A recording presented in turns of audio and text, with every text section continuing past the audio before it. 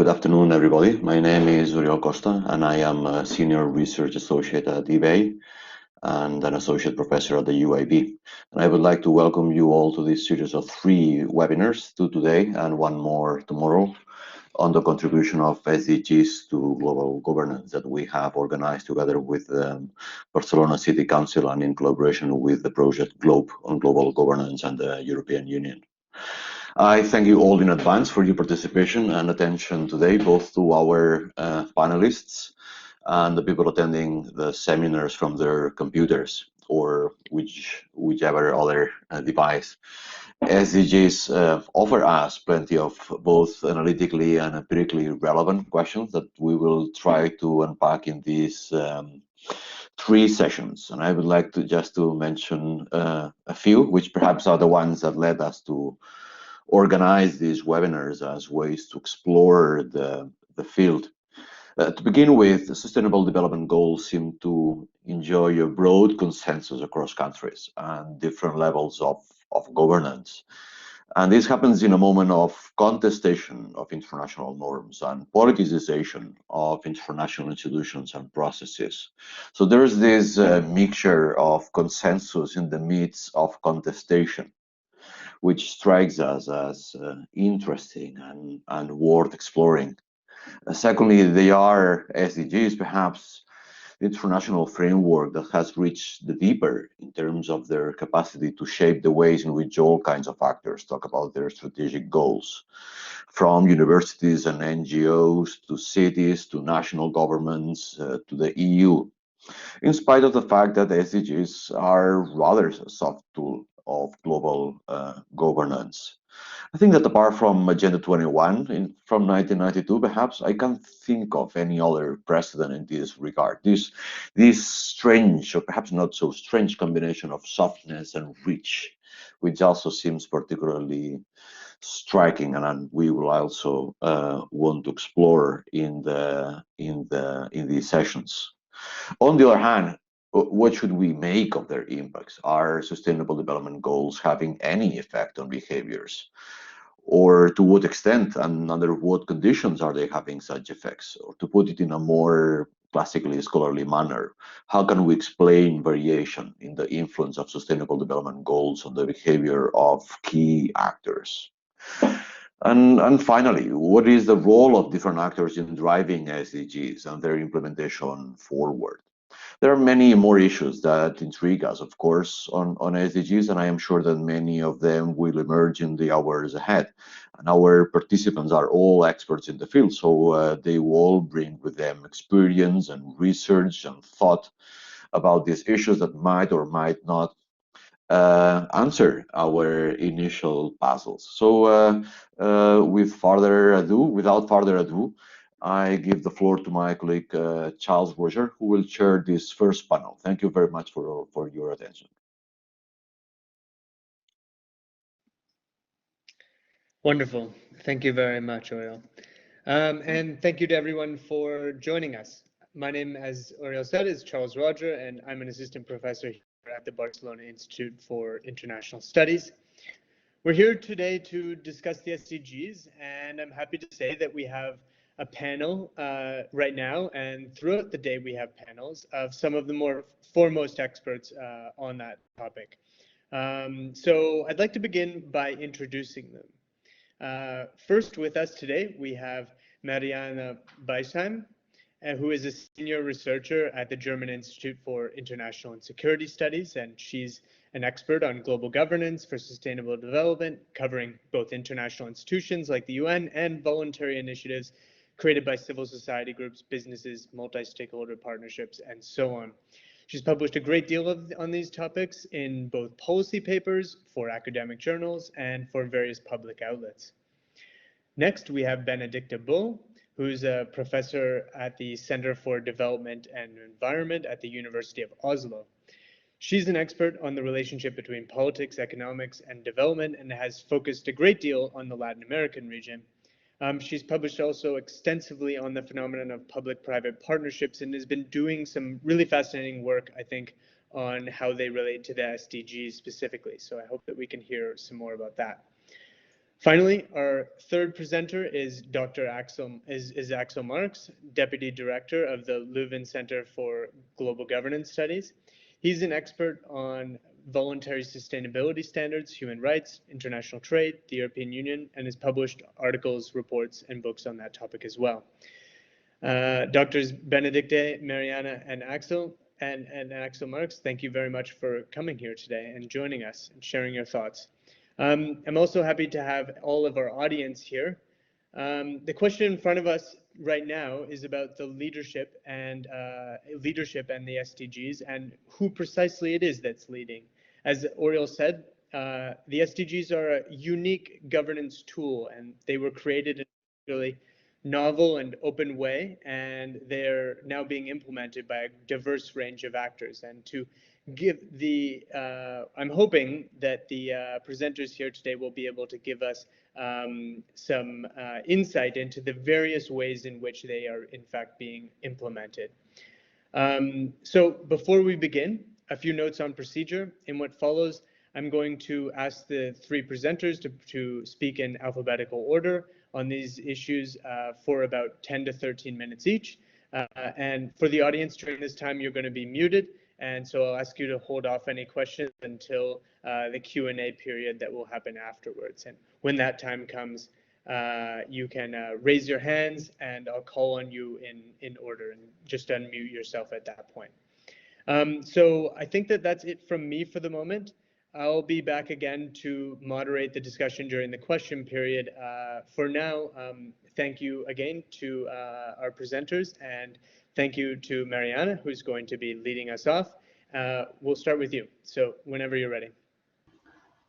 Thanks also for the invitation and also the kind introduction. The title of this session is Who's Leading the Global Governance of the SDGs? And as you all know, I think it's the UN, right? I mean, the UN brought us the 2030 Agenda on Sustainable Development and the SDGs. So it almost seems natural that the UN should also be leading the global governance of the SDGs. And this is what I would like to discuss with you in the next, say, 13 to 15 minutes. And I will focus on the United Nations High-Level Political Forum on Sustainable Development. And my presentation will have three parts. I'll give you a little bit on the history and the background. What is the so-called HLPF, the High-Level Political Forum on Sustainable Development, its current practice, and also the future. And I will discuss its aims versus its achievements as to the day, because if you look it up in the literature, you will find articles that discuss it in a somewhat negative way as an empty institution, a meeting, a platform, maybe an orchestrator, or even a governor. So science seems to be a bit divided on what this forum is actually achieving in terms of leadership. Let me start with a bit of history. The HLPF, the High-Level Political Forum on Sustainable Development, was born in Rio+20, that is in 2012, when the UN member states met in Rio de Janeiro to discuss how to improve the global governance for sustainable development. And part of this discussion was to upgrade the existing Commission on Sustainable Development. And unfortunately, member states at the time couldn't really agree on how to upgrade the CSD, the Commission on Sustainable Development. Should it be a committee, a council, or do we want a platform? And because they couldn't agree, in the outcome document of this Rio+20 conference, you find the HLPF as a placeholder. We want a high-level political forum because member states couldn't really agree even on the name. So they put high-level political forum there as a placeholder. And likewise, the wording on its functions and the mandate is rather ambiguous. So member states wanted to be flexible.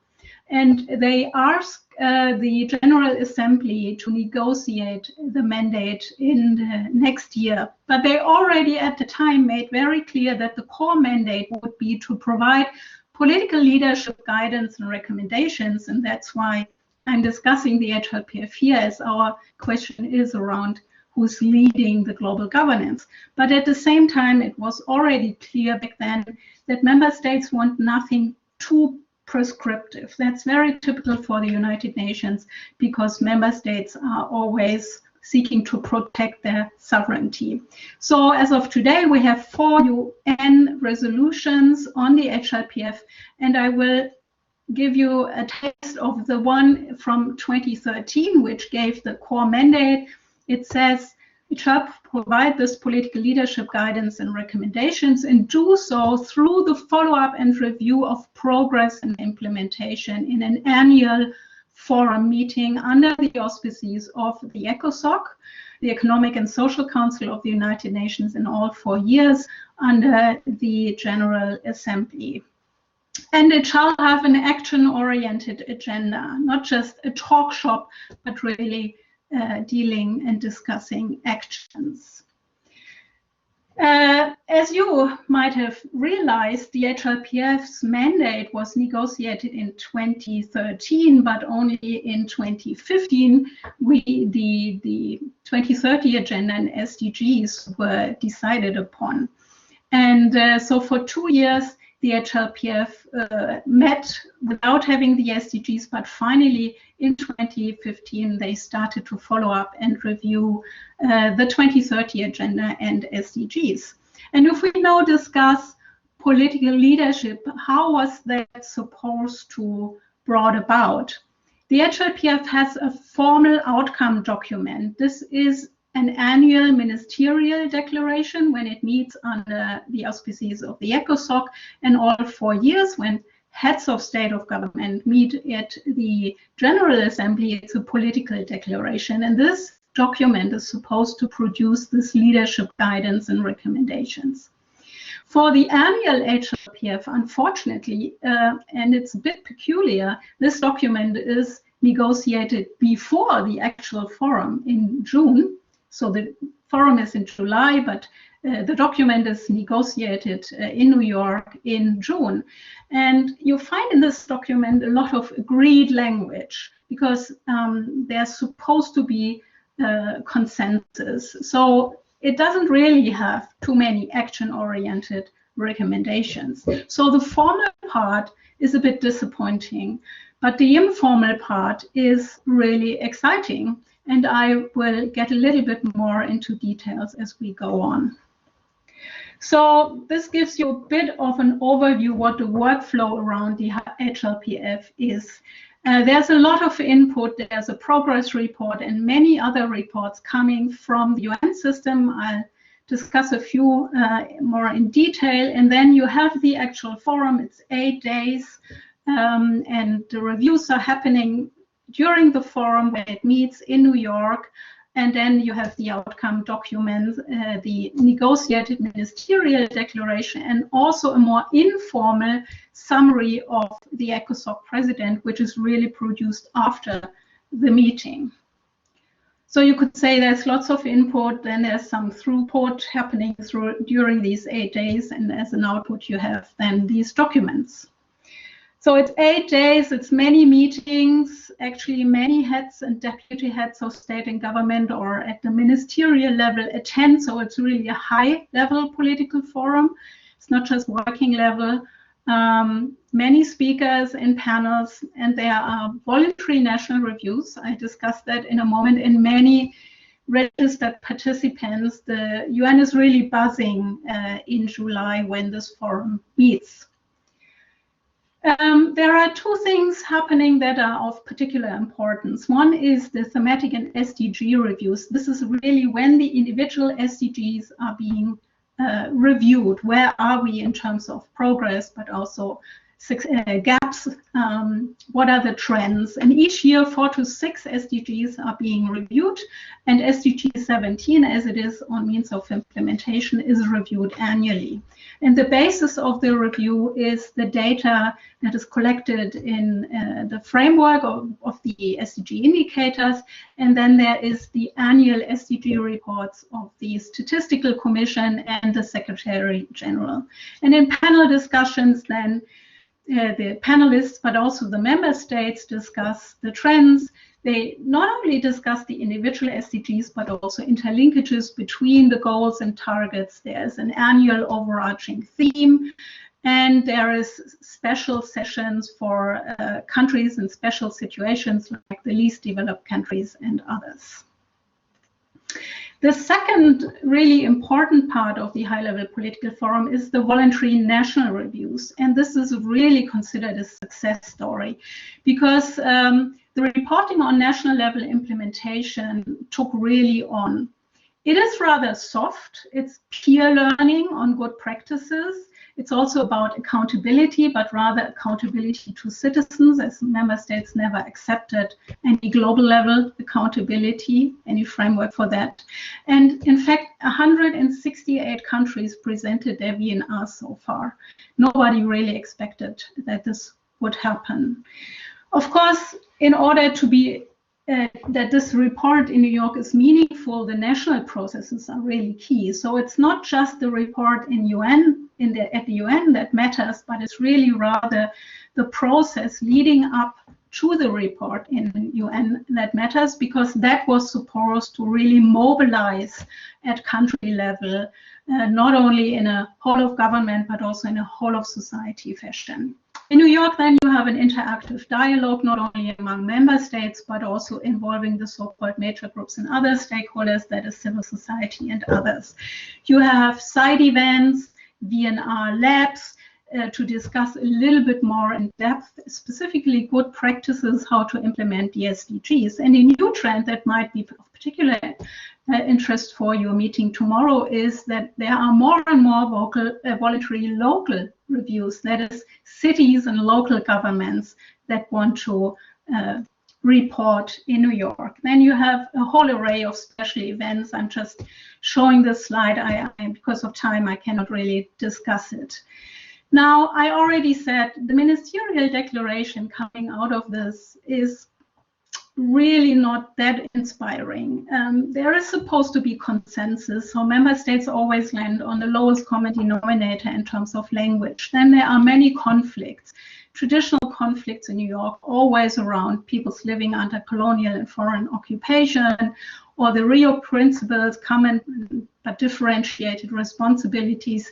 Those are conflicts that have dominated the discussions around sustainable development for years. There are also new conflicts, specifically under the Trump administration, around climate change, the Paris Agreement, trade, COVID-19, then wording around green recovery, green economy, but also civil society participation, the gender language. So it is always very difficult to find agreed wording. And in 2020, member states couldn't agree at all on the ministerial declaration, so there was none.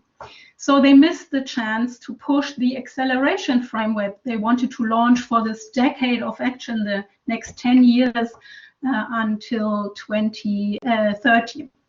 So they are not really fulfilling the mandate to provide political guidance, leadership, and recommendations. While still there are many results in terms of more informal peer learning. We can discuss this maybe. Now for the future.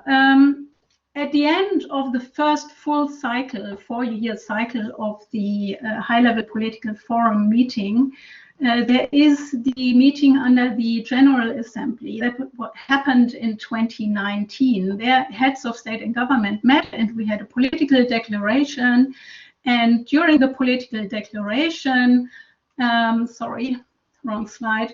The member states again said they would want to strengthen the high-level political forum. So they pledged to carry out an ambitious and effective review of the format and organizational aspects of the HLPF to better address gaps in implementation and to link identified challenges with appropriate responses, including on financing, and to also strengthen the effective and participatory character. That sounds very good, but I'll tell you a little bit about what happened then at the actual review. They started to review the forum last year, but then the COVID-19 pandemic hit us all, and also the negotiations. It was very difficult to negotiate this process. So it was actually postponed to this year, and we are now in full swing in the second round of the negotiations. And we see many old conflict lines reappear. For example, everybody wants more action-oriented recommendations and leadership for this decade of action and delivery. But the sovereignty issues and also concerns about PBI, program budgetary implementations, in short, money, reoccur. We are discussing again what is the appropriate hierarchy of goals. Should we now focus more on poverty because of the pandemic? So should we go for green recovery? There's also issues around NGO participation, so it's all again on the agenda. So if our question is who is leading the global governance of the SDGs, I would think, although I would love to say it's different, that so far the HLPF is really a meeting, a platform where member states and others have the opportunity to show leadership and provide input for peer learning, and some do. And we really see some very good results, but it all remains rather informal.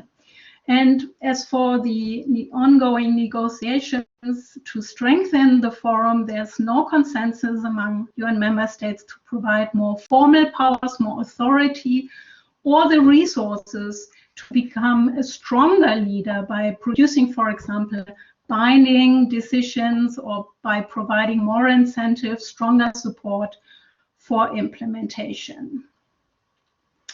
I do not want to end this presentation without inviting you to watch actually the upcoming 2021 HLPF, which will happen 6th to 15th July. We have already 44 voluntary national reviews registered, including Spain, which is presenting its second VNR. There are many SDGs in focus this year, all related to the debate on a sustainable and resilient recovery from the pandemic, and you can watch it through UN Web TV. I put the address there for you. Okay, looking forward to the discussion, and if you want to know more, you can look it up on our website. Thank you very much. Wonderful. Thank you very much, Dr. Beisheim. Axel, are you ready to go? Yes, I am. So we already heard just by Marianne on the, let's say, the global level when we talk about the global governance of the SDGs.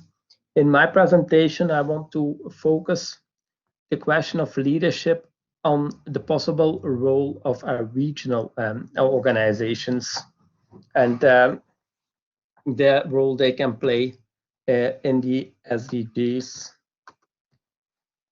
So maybe just as a very short starting point, we have been following in Leuven the SDGs for quite some time, and for those who are interested in it, we actually made a massive open online course on the Sustainable Development Goals, which you can find on the edX platform, and I will put it in the chat for those who are interested in it.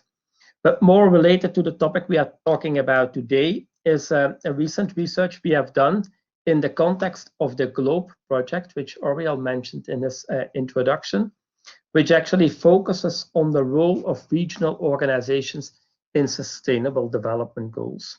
And the GLOBE project is really about the role of the EU in global governance, and my presentation will then also focus mostly on the role of the EU in the SDGs and whether they are playing a leading role or not. So first of all, I will briefly outline why we have a focus on regional organizations in this debate. Then I will briefly go into how we can approach the role of regional organizations in the implementation of the SDGs, how we can analyze that.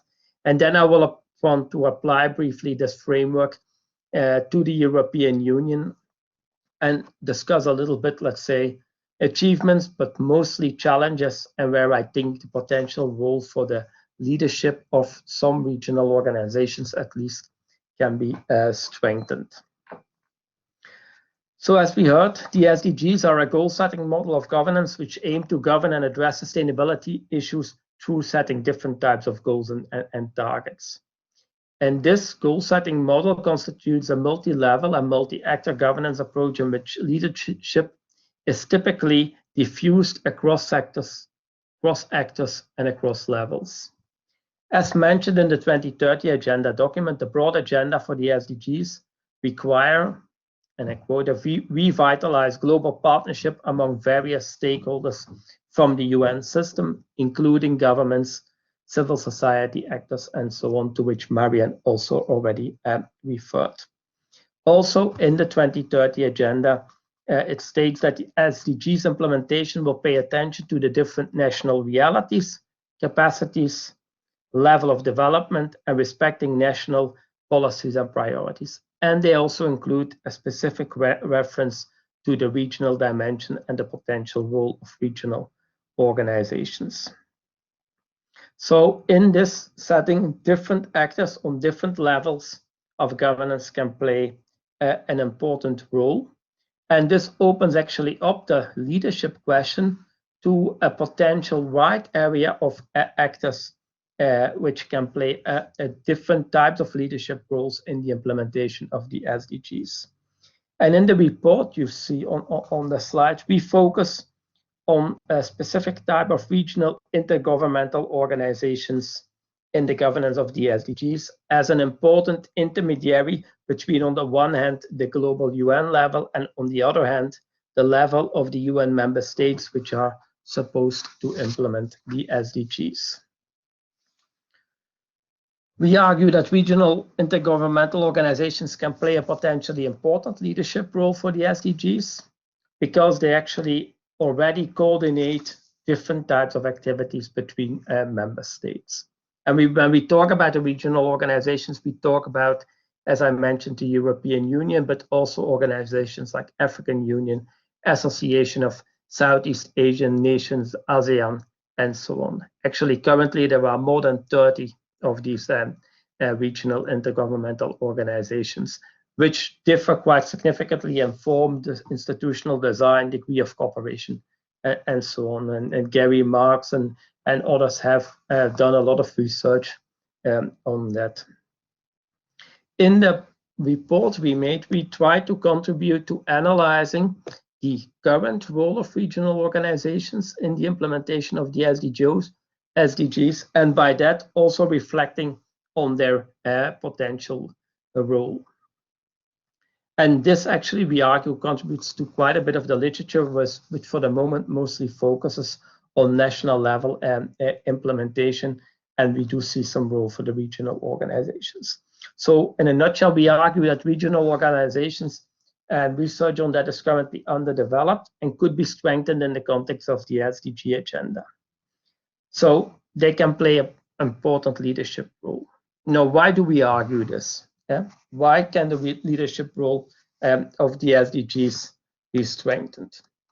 First, and very obviously, I think, significant progress still needs to be made with regard to the SDGs. And what you see on the slide here, it comes from a report from the Institute for European Environmental Policy, the Europe Sustainable Development Report, which actually maps out for the European Union as a whole, the EU 27 now, and the different member states, the progress they are making towards achieving the SDGs. And the bullets you see, the bullets in different colors, indicate for each of the SDGs whether challenges remain, whether significant challenges remain, and so on. And the arrows indicate whether the progress is made on achieving the SDGs. And for some SDGs, that can be that the current developments and policies develop a progress which is on track, but it can also be that there are different types of policies developed which actually not contributing a lot to the achievement of the SDGs. And what the slide shows you that actually on many SDGs, there is progress, but it's moderate, especially if we aggregate on the EU level, the bottom row. And that actually quite a lot of significant challenges remain. So there's for the member states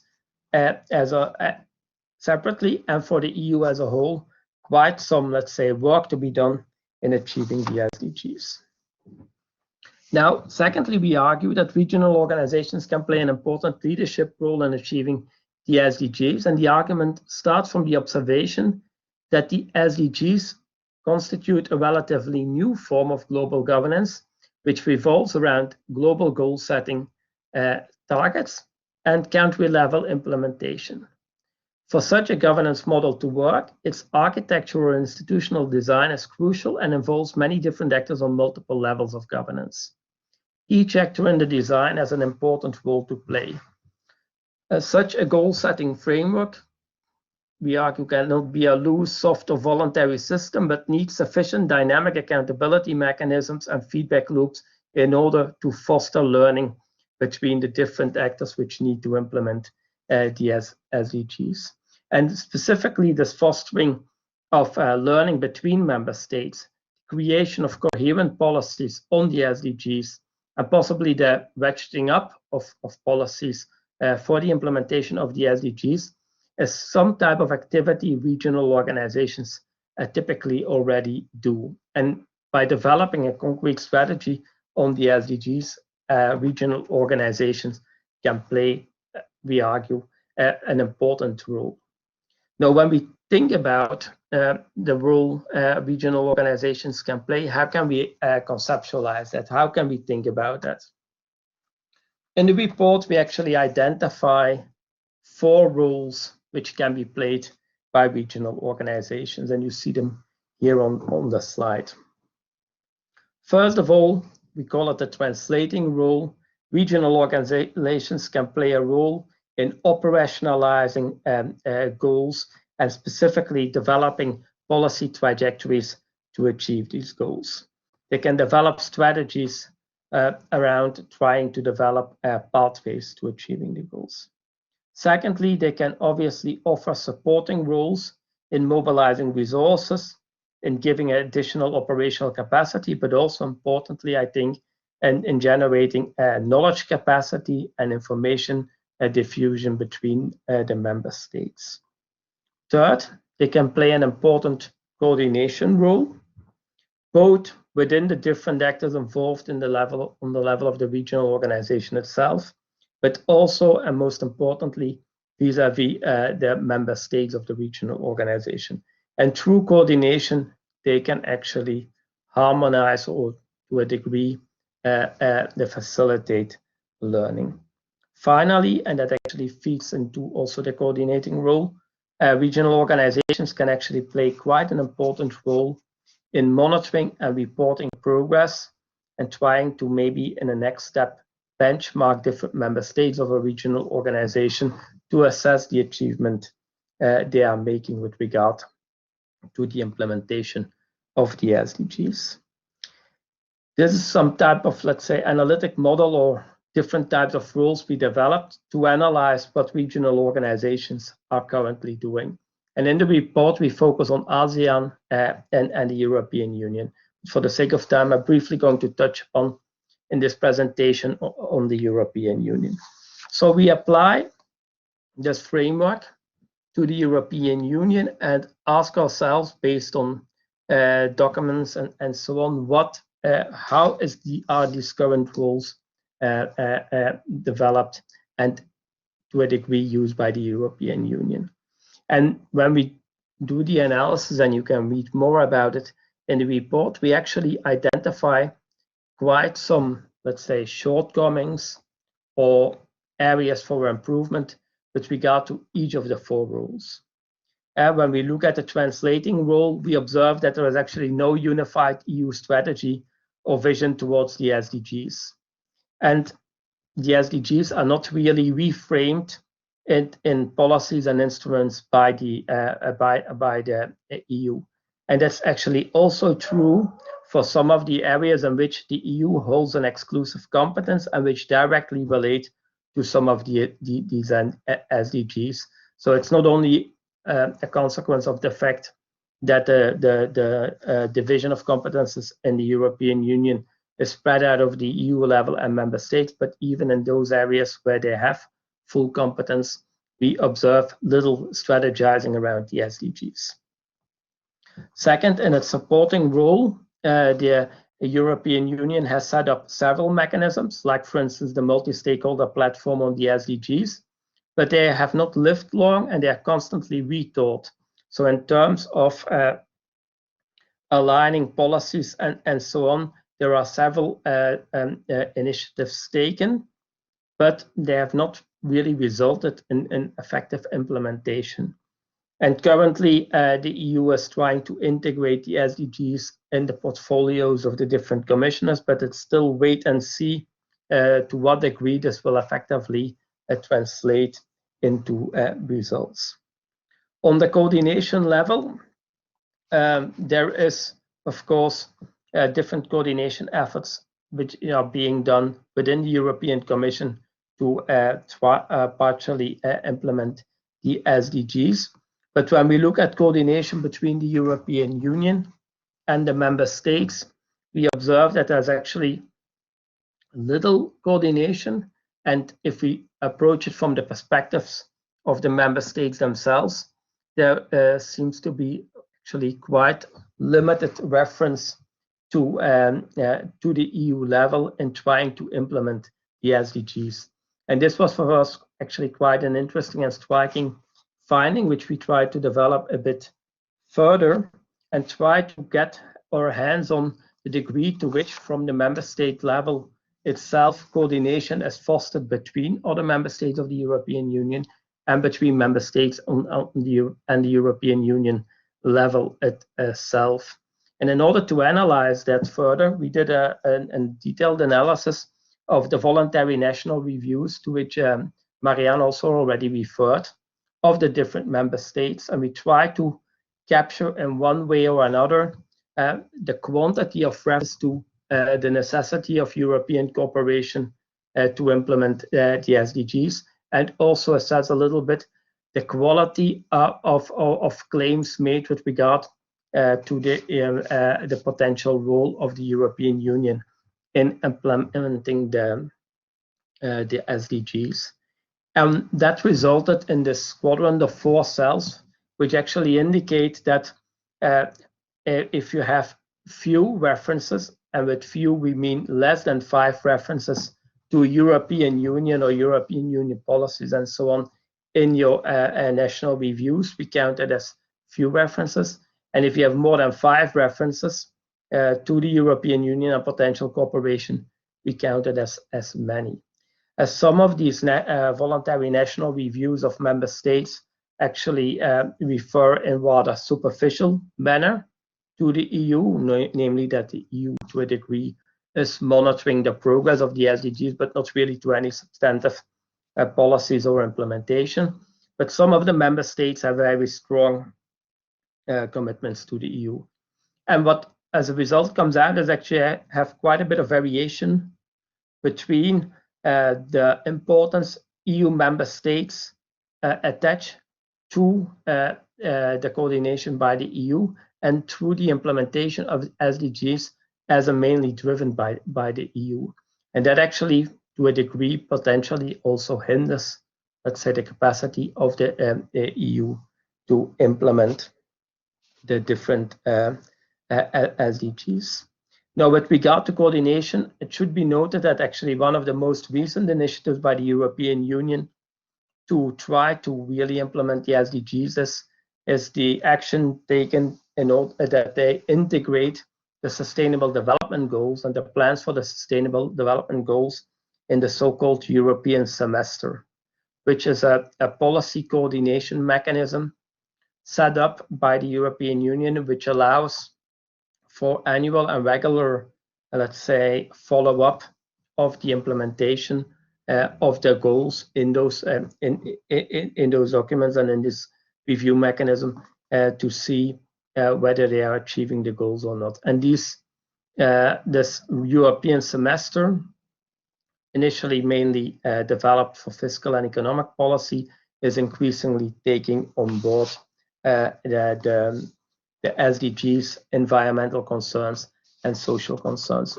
Whether this integration of the SDGs into the European semester will play a significant role in the implementation of the SDGs, that's still to be wait and see. The European semester as an instrument to make economic policy has had, let's say, quite some effects, but whether it can be applied to other policy areas, and especially the SDGs, is still to be wait and see.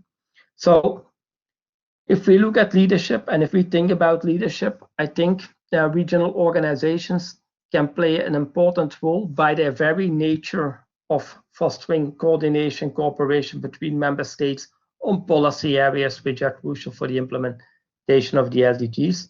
But then when we start looking more concretely at what they are currently doing, there are still, I think, quite a few areas where, let's say, the implementation potential of the regional organizations can be strengthened. And that's maybe one area where we can look for more leadership when we really want to achieve the SDGs. Thank you. Wonderful, and thank you very much, Axel. Dr. Bull, Benedicte, when you're ready. Thank you very much, and thanks for the invitation. Thanks for a great presentation so far. I think I will try to complement by focusing on whether business has taken the lead. And we hear a lot that the business is now in the lead on the SDGs.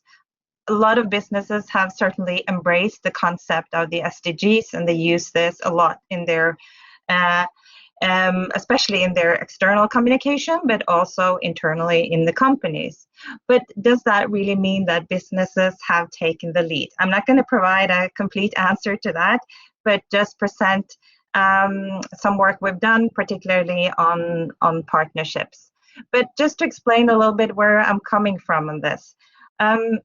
When I ask sort of whether SDGs have transformed global governance and whether the businesses have contributed to that, I'm looking at this from a kind of a perspective of multilateralism, seeing the SDGs as a very ambitious multilateral project that was also presented at, but with weak institutional structure. And as Frank Bierman brilliantly coined it back in 2017, I think it was, it's a form of governance by goal setting. It's also been mentioned before. But as was mentioned in the introduction, I stride at least two fields that work a little bit on this, and I'm also very much involved in Latin America studies. So that was what I had done for many years. I was involved in a large project on partnerships in the early mid 2000s. And I had been away from it for a while. In that period, there's been major challenges in global capitalism, I would say, in the kind of the global order. And as we saw partnerships back in the mid 2000s, it was very much a result of perceived changes towards weaker states. International organizations were struggling. It was on the tail end of the kind of really neoliberal process in many parts of the world, and these partnerships was very much a way of they were kind of coming out of one particular way of organizing the economy in a kind of Western capitalist form. And so it puzzled me a little bit coming back to the field, seeing that the focus on partnership had really, really exploded. The numbers of partnerships registered and the popularity of partnership. Everybody talked about partnerships. But then the question arose, what do these partnerships really mean? Have they actually does it mean the same as it did 10 years ago? Or does it mean a lot of different things? So that was kind of the motivation for looking into partnerships again. Some of those changes that have occurred have been coined in terms of the rise of non-state actors that started earlier, the rise of business. Desmond McNeil and myself wrote a book with the title of Market Multilateralism, arguing that yes, there was a form of multilateralism, but markets put the very kind of boundaries for what one could agree and what the solutions could be within that form of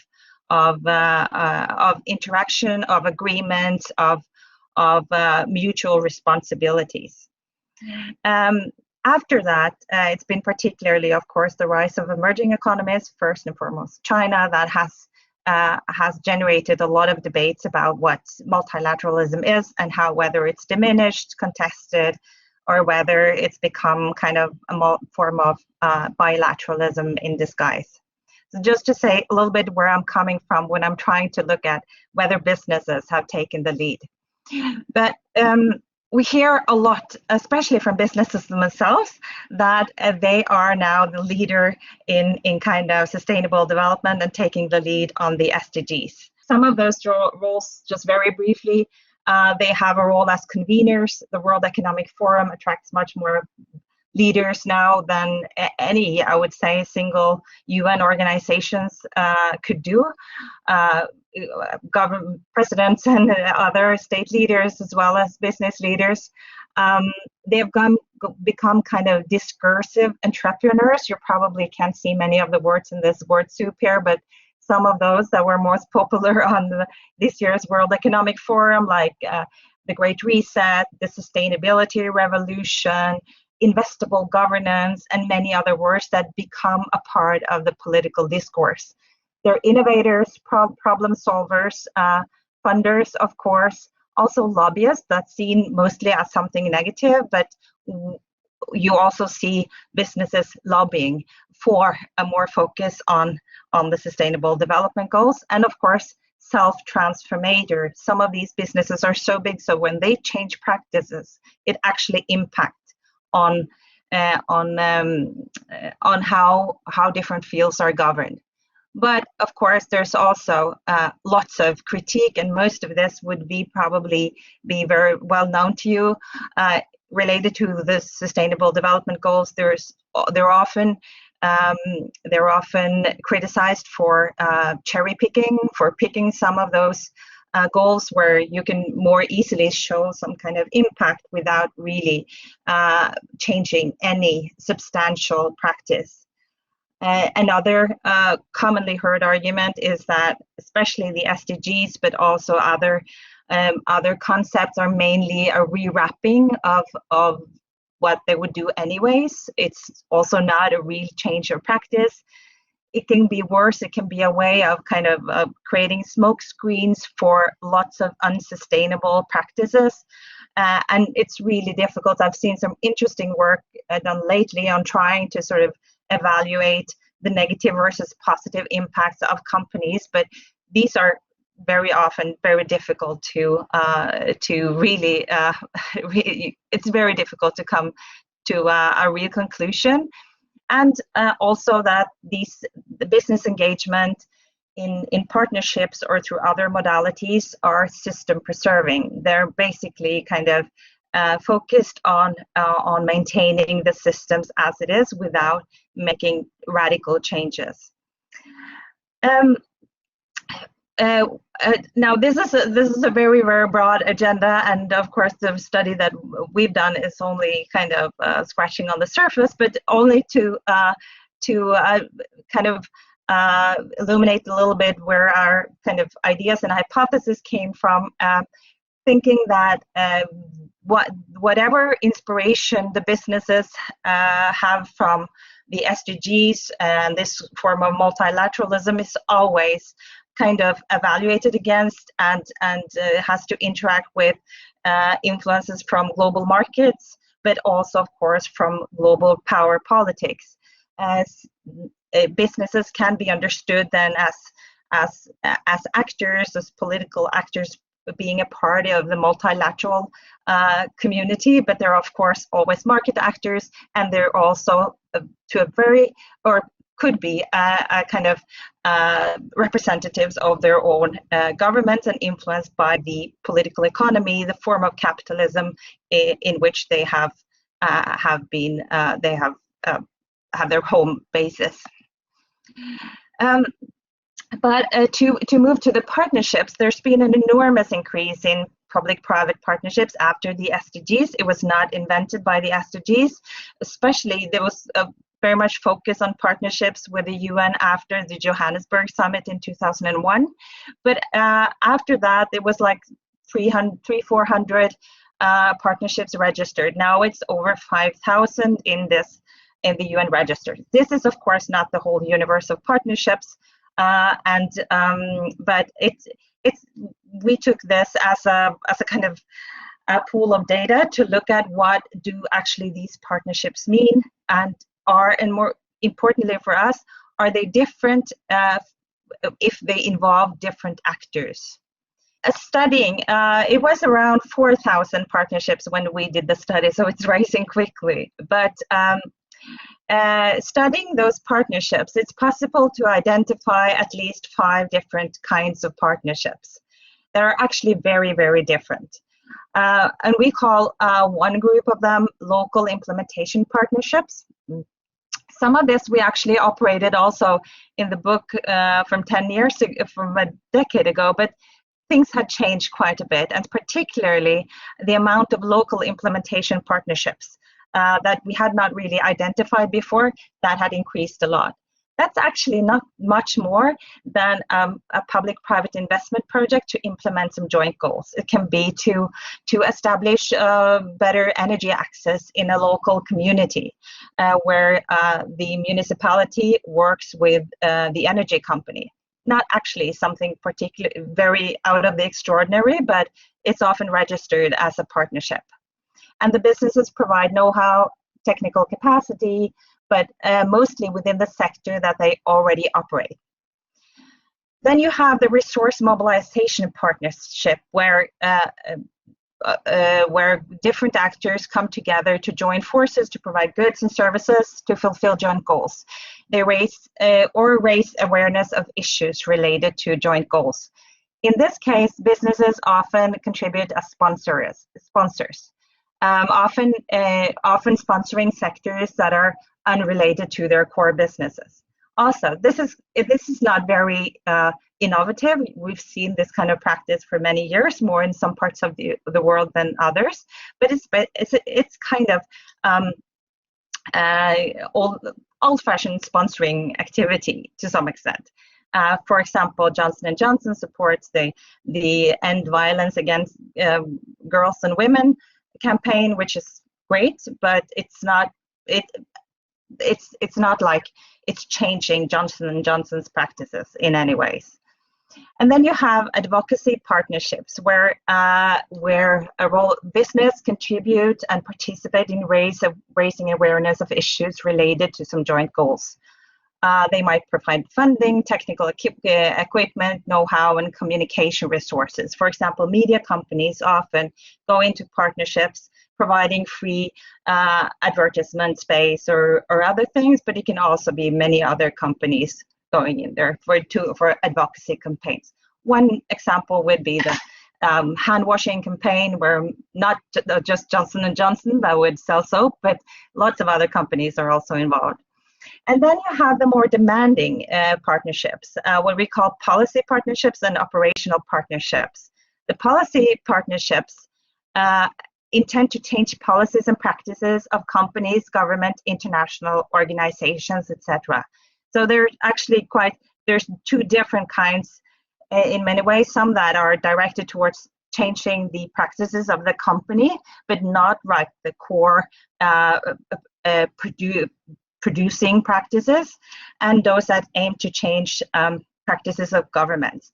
There's, for example, partnerships that seek to work with local municipalities or governments to provide incentives for the use of more green energies. or a campaign such as the One Less Straw campaign by restaurant chains to stop using straws. It would also be one of those that seek to change the policy of the companies.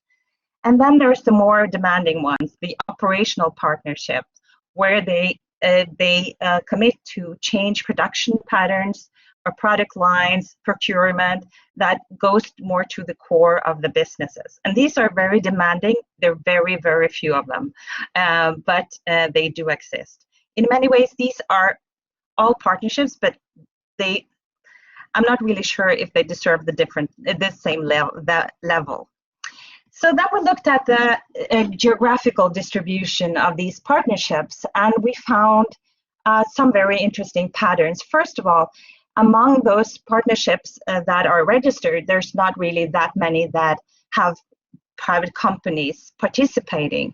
And the number of companies, the percentage of them that have companies participating, that differs very much between the different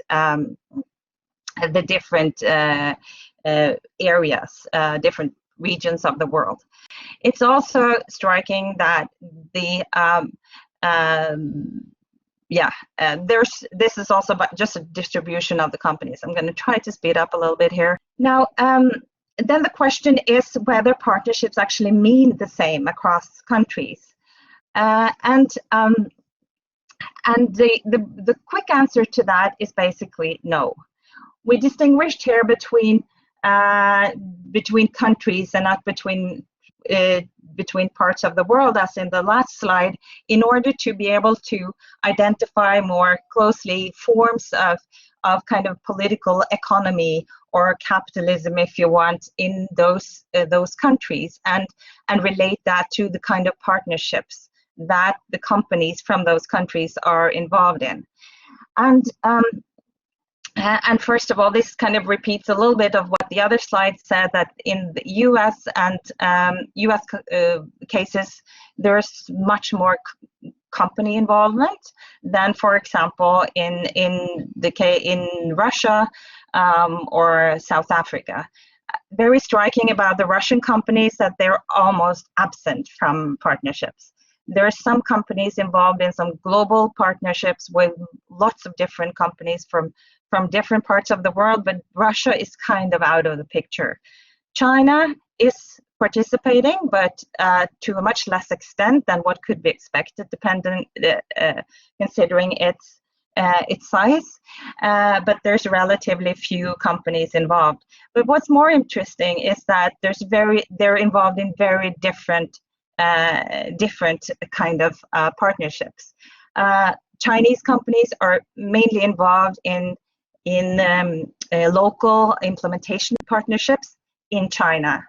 US companies are involved in almost none such partnerships. They're involved in advocacy, in policy changing partnerships, and also in the large operational partnerships. In Russia, we have very few partnerships and companies to look at, but they're mostly in operational, and that's because they're involved in some global partnerships led by other companies. Brazil is kind of, the other countries are in kind of a different intermediate positions where you have involvement in all sorts of kinds of partnerships. We interpreted this, and this is, as I said, this is, maybe I have not said it, it was published in a special issue on the SDGs and business, where other researchers have looked at the motivations for the Chinese companies to get involved in the SDGs and get involved in partnerships. And it's very much about their relationship to the national and the local government in their home country. That's kind of their constituency. While in the US, it's rather the global market that is the constituency, and thus they do get engaged in campaigns and in partnerships that have more of a direct impact on their constituency. So in many ways, the look at partnerships is not very encouraging, because while there's some partnerships that are really important and they're changing behavior, there are very, very few. Most of these companies engage in the partnerships to please their constituency, and they do not necessarily involve a great deal of change. But that does not, of course, mean that there's no change led by business. And while I'm not an expert in what I'm going to show here on the next slide, I just thought it was important to mention it. Business do lead in some, or do contribute to some leadership in some fields. And I would say particularly in the renewable transition, leading on climate action. But that is depending very much on some of the issues mentioned in the last presentation on the EU, on a close collaboration between governments, international organizations, that has created a kind of a tipping point, which makes it risky for businesses to stay in those in the most polluting sector, to stay in oil, and to stay in the most unsustainable practices. But I would say that this is very unlikely to be replicated related to other of the SDGs. But it's focused essentially on climate action and on the energy transition. So just to sum up, I would say that partnerships reflect to a significant extent the existing modus operandi of companies, not new priorities. Markets decide for those that are based in market-based economies. The form of partnerships that companies engage in reflect to a significant degree the political economy, form of capitalism, and corporate governance of their home countries. The role of the state and the role of markets and other organizations are very important. But also that public-private interaction may create transformations, such as seen in the energy and transition to renewable technology. It's not likely as a general trend. Thank you. So thank you very much. That was just a fascinating presentation, all three of them. And so now we have a few minutes to open up for a more general discussion. Axel. Yes, thank you very much. I have a quick question for Benedicte for the last presentation. Are you aware of any companies or multinational enterprises which have a very extensive policy on the SDGs? Do you know any of those examples? Maybe we'll collect a couple of questions. It's a good idea. Marianne, do you want to ask your question now? Okay, great. I'm not sure whether we are supposed to ask the questions, but I'll do anyway because I'm really curious. This is for Axel. I was wondering, I mean, yesterday and today, the UNECE's Regional Forum on Sustainable Development was happening. And I was wondering whether you also consider them to be a bridging institution between the national and local level and the UN level. And also whether you have, for the EU, looked at the Green Deal, because obviously it has references to the SDGs, and also the recovery plan, Next Generation EU. Do you guys want to each take those questions in order? Benedicte, maybe you want to start, and then Axel, we can go to you. Yeah, sure. I do know of companies that are very active in that have taken this very seriously and implemented it in their whole chain of production. Some clothing companies, for example, that look not only at the environmental impact but also tries to provide decent wages down the whole chain and have a number of others. But it's I think there's a lot of companies that feel they take it very seriously. For example, a Norwegian telecom company that has picked the inequality, the goal on inequality, and thinking that providing cheap telephones to many people will reduce inequality. I think that's a great goal. But at the same time, research have never showed that cheap telephones will reduce inequality. So I think there is a lot of serious engagement, but It's very often on very specific topics, and it's very seldom that it changes profoundly production patterns. That is mostly when it's done in conjunction with serious governmental, EU, and international organization action. Okay. Thank you, Marianne, for your questions. We did not look at, let's say, the cooperation between regional organizations or how it is organized at the UN level. We really focused in our report actually on a comparative analysis of what the EU is doing and what ASEAN is doing, and the starting point was there just that they are, from a multi-level perspective, the next step above the member states in which coordination can take place. So that was the main focus of the report. You're very right in pointing out the recovery plan, Green Deal, and so on. And we have looked into it, and actually overall in the Green Deal there are references to the SDGs, but only to, let's say, certain aspects of the SDGs. And secondly, I also have to note that to a degree there's a bias in our report in the sense that most of the documents and information we relied upon to make an assessment on the different roles the EU plays really is in reference to the previous commission, the Juncker Commission. And of course, at that time, the SDGs were still far away. And then actually the strategizing around SDGs was stalled.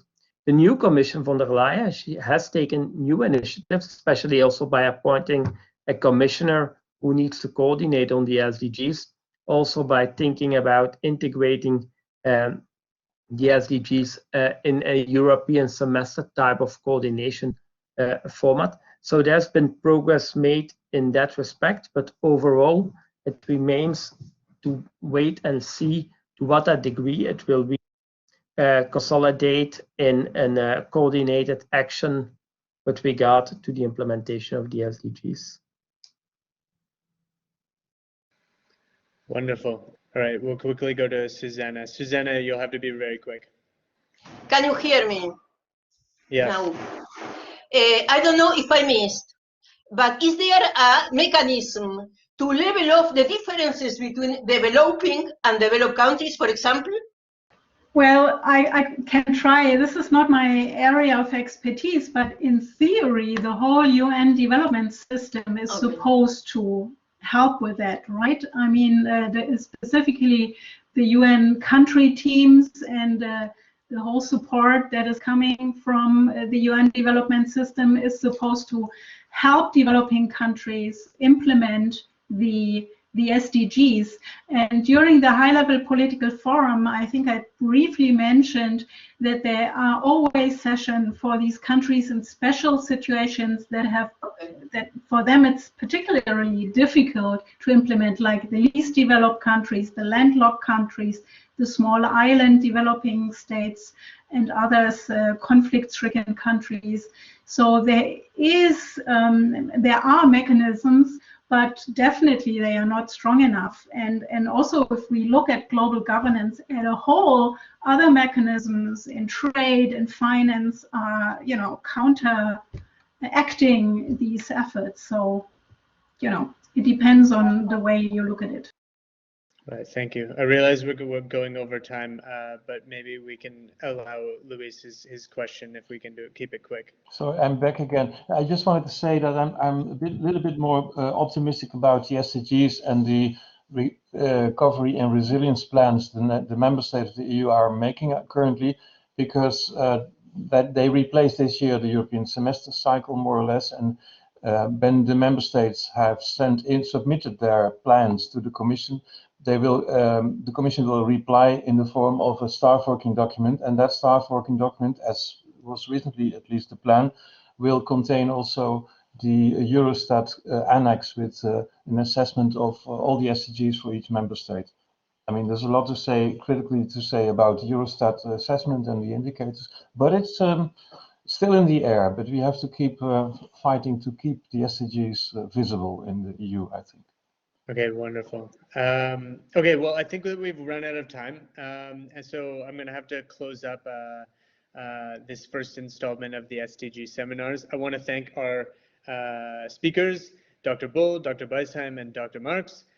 Thank you for sharing all of your research and insights with us. And thank you to all of the audience members who have joined us. You can join us again for the next talk. I've posted the link to that in the chat box, so you can find that there. And on the eBay website, you can find out all of the other events that we put on, and we regularly advertise on Twitter and Facebook and all of that. So you can find out that way. With that, I'll let you all go, and I hope that you have a nice day. Please stay healthy and safe.